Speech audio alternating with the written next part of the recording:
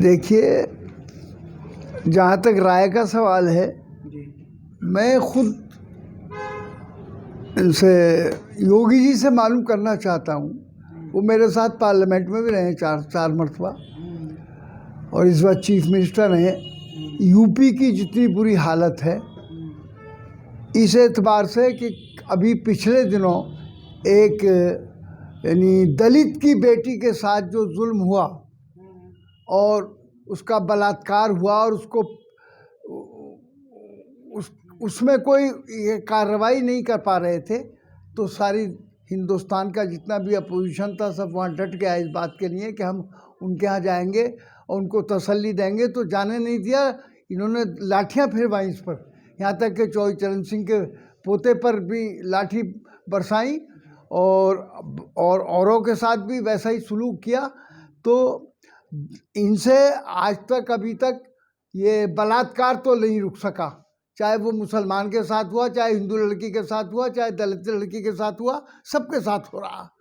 ये इंसानियत के एतबार से किसी की बेटी हो, बेटी वो हमारी है, और उसके साथ अगर इस किस्म का जुल्म होता है, उसके साथ बलात्कार होता है, उसके साथ उसकी बेइज्जती होती है, तो हम इसको बर्दाश्त नहीं करेंगे।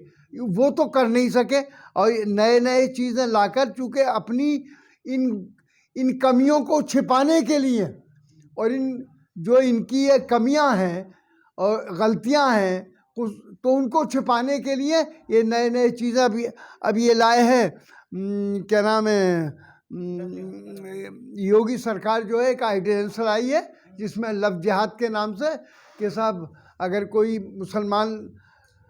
मुसलमान कोई अगर किसी गैर मुस्लिम लड़की के साथ उसकी शादी हो जाती है तो 10 साल तक की सज़ा देने का भी ऑर्डर किया है। लेकिन इसी पर भी इसी लव जिहाद के सिलसिले में ये बैन मजहबी शादी जो होती है, ये एक मुसलमान है एक हिंदू है, इसमें इस शादी के मुतालिक हाई कोर्ट में जो पिटीशन हुआ है उसमें जजमेंट उसका आ गया, और उन्होंने कहा कि ये जुर्म नहीं है बिल्कुल। ये इसमें मजहबी कानूनी एतबार से भी आज़ादी है हर आदमी को। अगर दो आदमी अपनी ज़िंदगी बनाने के लिए एक दूसरे से मुत्तफिक हैं और राज़ी हैं और वो होते हैं तो वो कर सकते हैं। तो हाई कोर्ट हमारा सुप्रीम कोर्ट ही कह रिया, लेकिन ये अब इन्होंने इसके बावजूद भी ऑर्डिनेंस पास कर दिया अपने यहाँ को बुलाकर। तो क्या जैसे कि हम लोगों के ख़िलाफ़ ये कहते हैं कि साहब अब ये क्या कहते हैं उसको,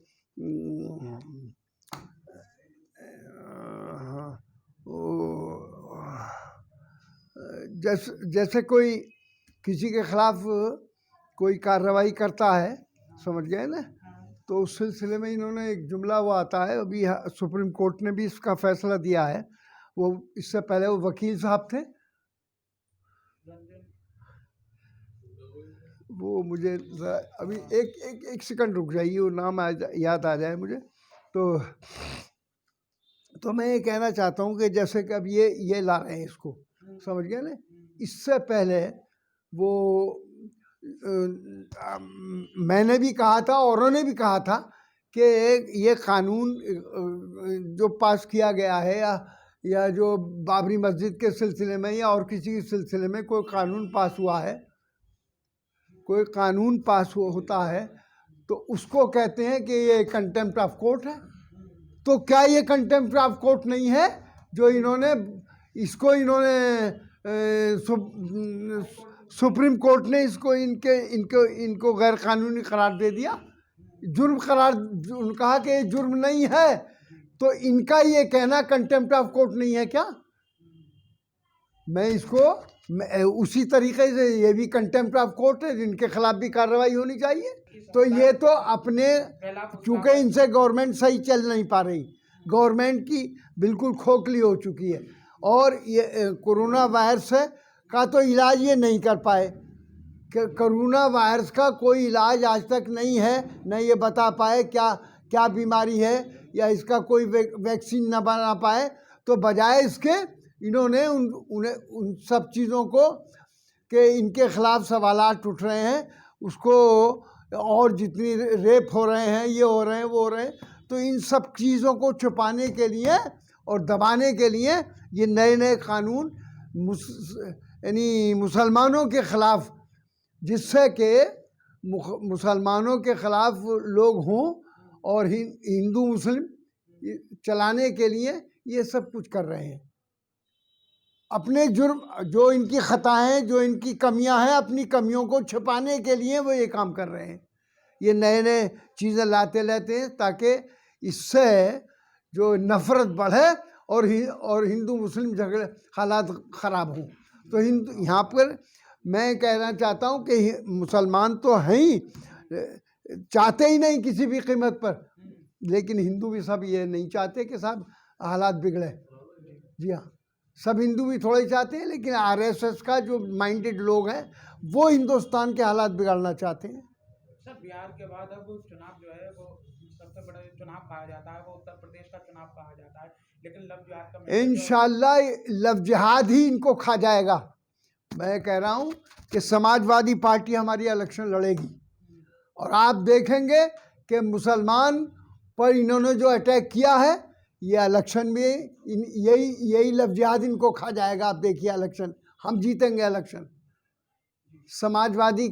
समाजवादी पार्टी अपनी गवर्नमेंट बनाएगी इस मुल्क, इस उत्तर प्रदेश के अंदर, और ये जितनी बातें कर रहे हैं अपनी बुराइयों को, अपनी कमियों को छिपाने के लिए, ये सारी चीज़ें नई नई ला रहे हैं ताकि मुसलमान इसमें उलझ जाए।